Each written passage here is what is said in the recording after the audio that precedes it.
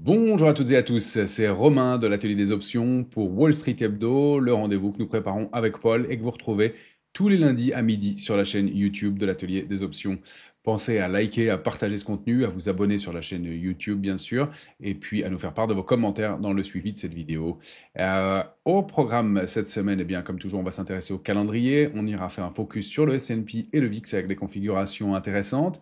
On va s'intéresser à Nvidia qui a atteint les 4000 milliards de dollars de capitalisation.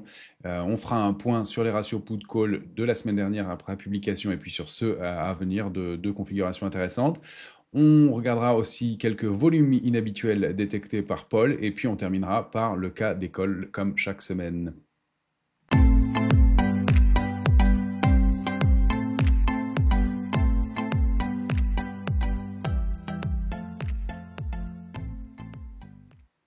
Alors, j'en profite pour vous rappeler que vous n'avez plus que quelques heures pour profiter de l'offre de ProReal Time qui vous offre donc 3 livres, celui de Patrick Riguet sur Ishimoku, celui de Paul et le mien sur les options et l'effet de levier.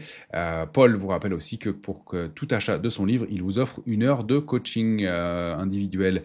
Et puis, eh bien, donc encore quelques heures pour en profiter selon les modalités que vous voyez ici. Le programme détaillé de cette semaine, eh bien, on va s'intéresser au calendrier qui s'intensifie avec le début de la saison des publications trimestrielles des entreprises. Et puis, c'est une semaine technique, une semaine d'échéance des marchés dérivés. On va regarder ça en détail. On ira voir le S&P et le VIX, un retour possible de volatilité. D'ailleurs, le VIX se tend un peu après les annonces de Donald Trump de ce week-end de taxer de 30% dès le 1er août l'Europe. On va aller voir ça en détail. On va regarder la configuration graphique d'NVIDIA qui donc a atteint 4000 milliards de dollars de capitalisation.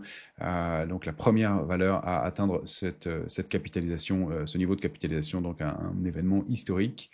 Et puis, ratio put-call avant publication, on ira voir JP Morgan et Netflix. Puis on fera un point sur les stratégies qu'on a proposées la semaine dernière avec Delta Airlines et Conagra Brands qui se sont bien comportés à l'inverse du ratio put-call, mais conformément à ce qu'on anticipait un peu graphiquement. On va en faire un point là-dessus.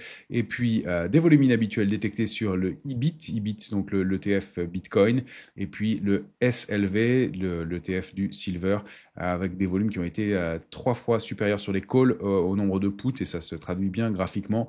D'ailleurs, on va aller voir les niveaux à surveiller sur EBIT, et puis la configuration sur le Silver qui est toujours haussière pour l'instant. Et puis, on terminera par le cas d'école de Paul. Cette semaine, il nous propose un double calendar, une stratégie un peu particulière sur le S&P. Alors, pour ce qui est du calendrier de cette semaine, donc semaine technique d'échéance des marchés dérivés de juillet qui se tiendra donc vendredi, une semaine toujours intéressante techniquement avec, bien, je vous invite à aller voir les vidéos de Paul sur le sujet sur la chaîne YouTube de l'Atelier des Options. Pas forcément de la volatilité, même peut-être moins, parfois a priori le jour de l'échéance. Donc des éléments intéressants à surveiller de ce côté-là. Et puis côté macro, eh bien demain mardi, l'indice des prix à la consommation core, donc le chiffre d'inflation important de la semaine. On a toujours la série après les prix à la production qui seront publiés mercredi, et puis les ventes au détail jeudi, et puis l'indice de la fête de Philadelphie, toujours un élément aussi intéressant en termes d'anticipation sur la santé de l'économie, l'indice manufacturier de la fête de Philadelphie à surveiller.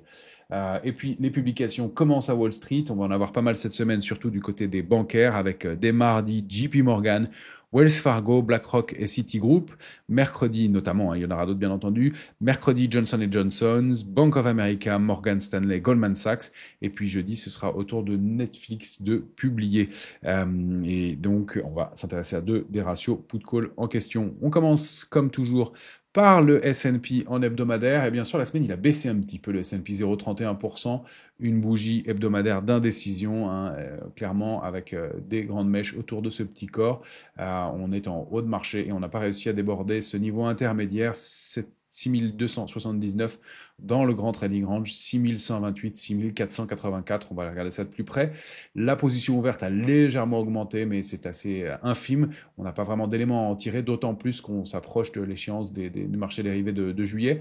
Et puis ratio put-call, eh bien, qui devient un tout petit peu moins optimiste. On était hyper complaisant, on est très optimiste, hein, à 0,72 toujours.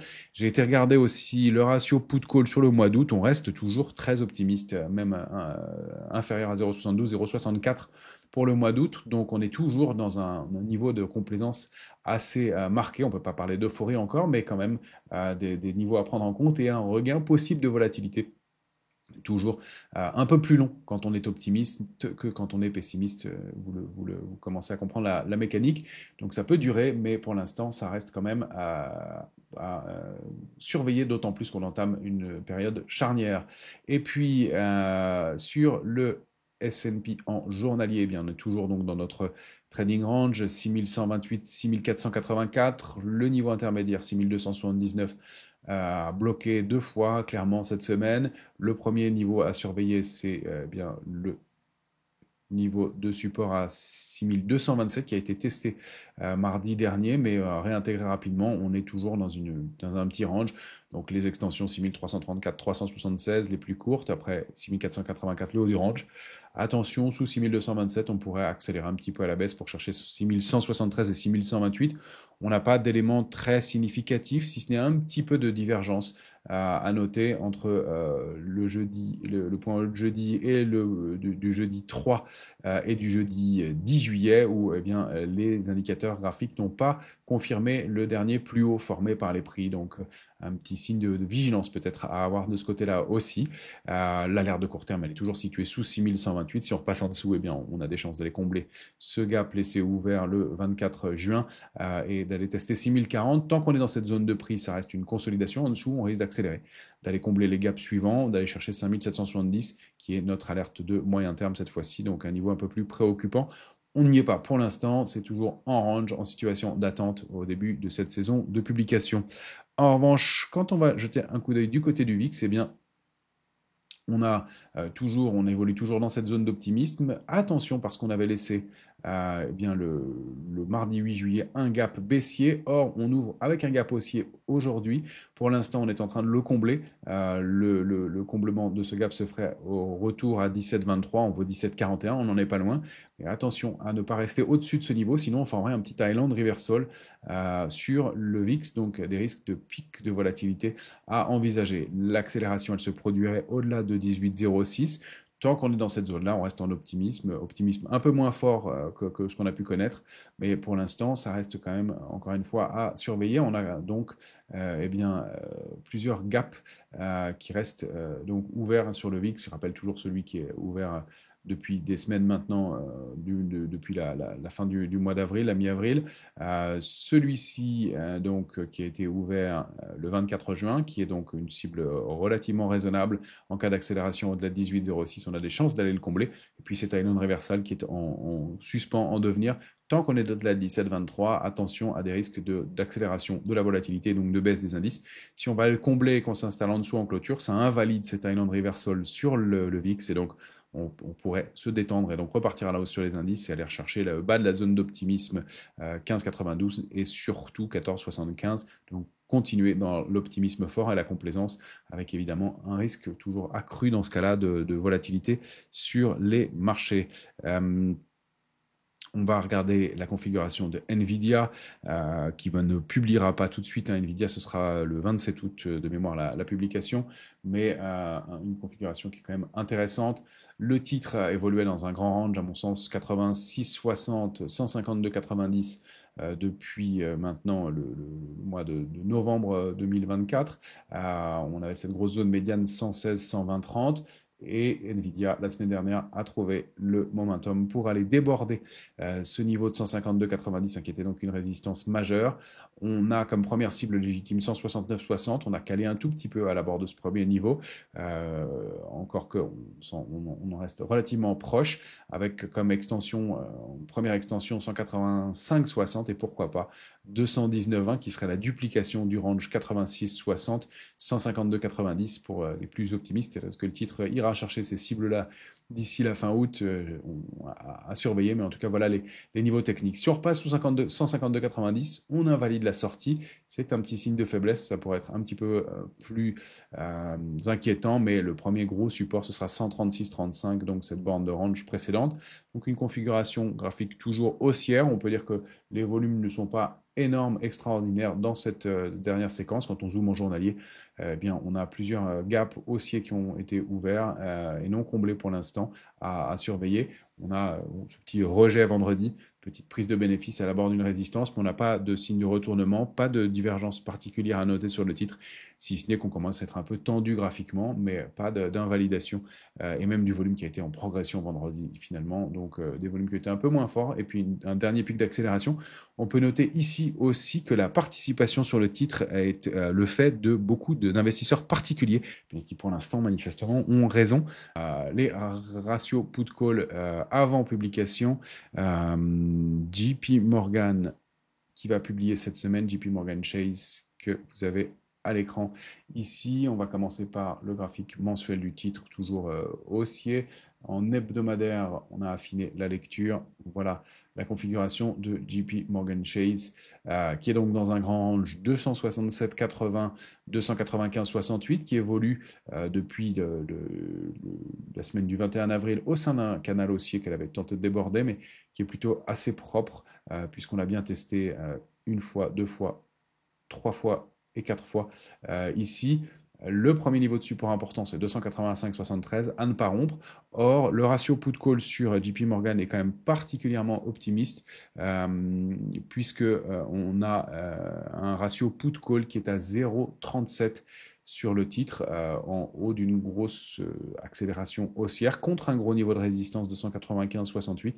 Il est intéressant de noter que ce range 267,80, 295,68, bien, c'est quasiment la duplication du range précédent, 240, 267,80, donc une grosse zone de prix dont une cible a déjà été atteinte.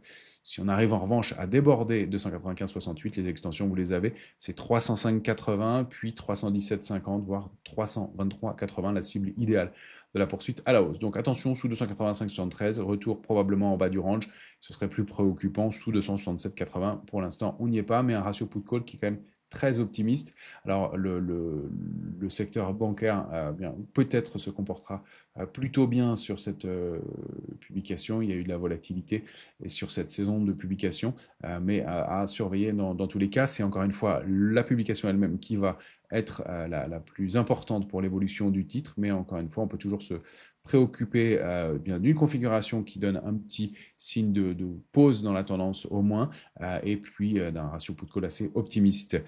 Netflix va publier aussi, comme on l'a dit, jeudi. Netflix, eh bien là, le ratio put-call est plutôt équilibré sur le titre Netflix, dont vous avez le graphique en hebdomadaire, donc on n'a pas d'excès d'optimisme, on a déjà commencé à consolider.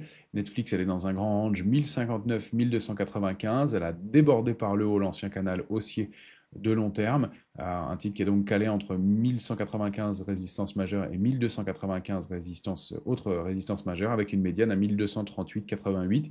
On est pour l'instant au-dessus, donc à surveiller configuration graphique. Si on passe 1295, vous avez les extensions 1338, 1394, et puis pour les plus optimistes, 1529. Donc intéressant de noter que même en haut de marché, et après avoir un peu consolidé le titre, a un ratio put-call qui est optimiste, mais pas complètement complaisant, puisqu'il est situé à 0,89.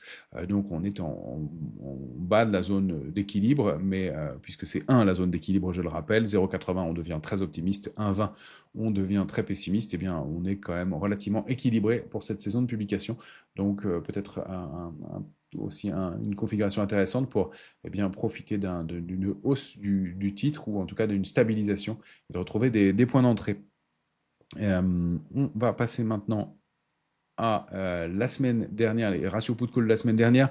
On avait indiqué sur Delta Airlines un ratio put-call très optimiste, et bien c'était à juste titre. On était un peu mitigé, souvenez-vous, sur la configuration graphique. Je vous disais que ce petit canal était extrêmement propre. Je vais supprimer le trait d'objectifs. Mais le petit canal était très propre au sein duquel Delta Airlines évoluait. Et puis au moment de la publication et un peu avant, un peu de volatilité. Mais on a accéléré à la hausse au débordement de la résistance majeure 50,96 pour aller chercher l'extension parfaite. Et puis la duplication du petit canal par le haut, qui a été vraiment un cas d'école graphique aussi. On voit que bien sur la publication, on a été rallié tout de suite la zone de résistance intermédiaire et la borne haute du canal qu'on avait dupliqué par le haut.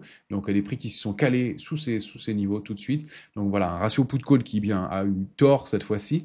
Les opérateurs avaient raison d'être optimistes et ils l'étaient assez nettement. Donc c'est toujours la publication qui prédomine. Et puis la configuration graphique qui est toujours intéressante. On accumulait en partie haute. On tentait de sortir de cette congestion. Donc encore une fois, pas une martingale, mais des signaux graphiques qui sont toujours intéressants à surveiller. Et on était un petit peu mitigé quant à la possible baisse du titre qui a été volatile autour de ce niveau, mais qui a bien continué à la hausse. Et puis on avait parlé de Conagra Brands aussi, cas là de pessimisme assez marqué avant les publications. Eh bien, les opérateurs avaient raison d'être un peu pessimistes. On était aussi mitigé dans la configuration graphique, souvenez-vous, en disant qu'on n'avait pas vraiment de signe de retournement, éventuellement un petit peu de divergence. Alors, ce ratio pessimiste, eh bien, il a permis de limiter la casse, si je puis dire, puisque sur la semaine, le titre n'a perdu que 7,5%. C'est quand même un mouvement de baisse un peu marqué. On a été chercher un support intermédiaire. On reste dans un mouvement assez canalisé sur Conagra, mais encore une fois, un ratio put-call qui n'a pas fonctionné, c'est la configuration graphique qui a dominé, et puis surtout la publication qui n'a pas plu aux investisseurs. Donc, bien, dans ce cas de figure, le ratio put-call n'était pas pertinent. C'est encore une fois publication, puis configuration graphique et enfin le ratio put-call, mais toujours intéressant. On a quand même un niveau de réussite avec ce ratio put-call depuis qu'on suit les publications ensemble, qui est quand même très significatif. On va voir si ça va fonctionner cette semaine encore avec celle que nous venons de regarder.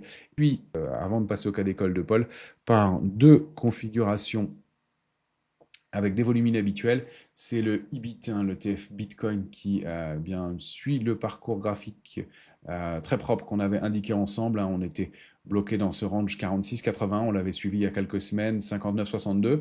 Au débordement de 59,62, la cible suivante, c'était donc 72,34. On voit que l'ETF Bitcoin, iShare Bitcoin Trust, est attendu en nette hausse encore cette semaine, avec en mire bien donc cette zone cible 72,34. Si on zoome en journalier, on va retrouver les niveaux intermédiaires qu'on avait indiqués.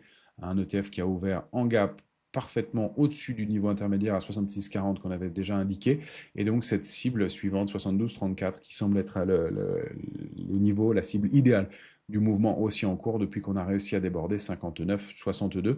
Un gros gap haussier vendredi dernier et un mouvement haussier qui se confirme. Et puis le SLV, là j'ai pas donné les niveaux graphiques sur cette ETF iShares Silver Trust, mais toujours un mouvement haussier, des options d'achat qui sont 3 fois supérieures aux options de vente, des calls supérieurs aux options de vente, un mouvement qui reste haussier et des cibles qui sont situées avec encore un potentiel intéressant aux alentours de 40 pour cette ETF Silver, mais toujours intéressant de voir que bien, la hausse des matières premières, enfin des matières premières, de l'argent notamment, est bien accompagnée d'un mouvement haussier sur les options, et donc les options qui ont bien permis de confirmer ce mouvement en cours. Et puis on va terminer par le cas des calls de Paul. On va prendre l'ETF IS, donc le mini S&P full, donc futur S&P que vous avez ici, avec une stratégie donc qui se déroule en 4 pattes, 4 options, deux options de vente, 2 options d'achat, donc un double calendar avec d'un côté une vente de put et une vente de call qui vont se faire sur une échéance plus courte, et puis un achat de call et un achat de put qui vont se faire sur des échéances plus longues. Vous voyez que, bien comme toujours, on ne peut pas donner les bornes détaillées de la stratégie. On s'éloigne quand même relativement des prix pour aller chercher donc une stratégie intéressante avec une stratégie qui permet d'envisager un regain de volatilité et bien de travailler sur le marché de façon assez large. Alors, encore une fois, plus je vais vendre mon put proche, plus mon gain potentiel va être intéressant, mais plus mon risque va être important, bien entendu. Et pareil pour la vente de call, donc je vais la décaler en fonction bien de ce backtest que Paul a mis en place et qui obtient 80% de réussite sur donc une échéance plus courte où je vends mes options, vente de call et vente de put, et puis une échéance un petit peu plus lointaine pour les achats qui va permettre de bénéficier sur ces échéances plus lointaines de la hausse de la volatilité et donc d'avoir une stratégie qui va permettre d'encadrer le marché et de bénéficier de ce retour, ce regain possible de volatilité qu'on a indiqué en introduction sur la lecture du S&P lui-même. Là, c'est le futur, mais la stratégie est possible à adapter soit sur le S&P lui-même, soit sur le futur. J'ai choisi de vous le montrer ici pour l'exemple et puis pour ne pas polluer avec les différents éléments graphiques. Donc un double calendar, une stratégie un petit peu différente de celle qu'on vous a proposée jusqu'ici pour un regain de volatilité à ajuster encore une fois selon le money management, le risque rendement, et ça ne constitue pas un conseil mais une idée et surtout un élément pédagogique pour vous permettre d'apprendre et de découvrir un peu mieux à chaque fois les options. Voilà les quelques éléments que nous voulions vous montrer pour cette semaine. Pensez à vous abonner à la chaîne YouTube de l'Atelier des Options et puis à vous rendre sur notre site de l'Atelier des Options pour connaître la date de lancement de nos formations. Sur la chaîne, vous pouvez aussi activer les notifications et puis comme toujours, nous faire part de vos commentaires dans le suivi de cette vidéo. Excellente semaine à toutes et à tous.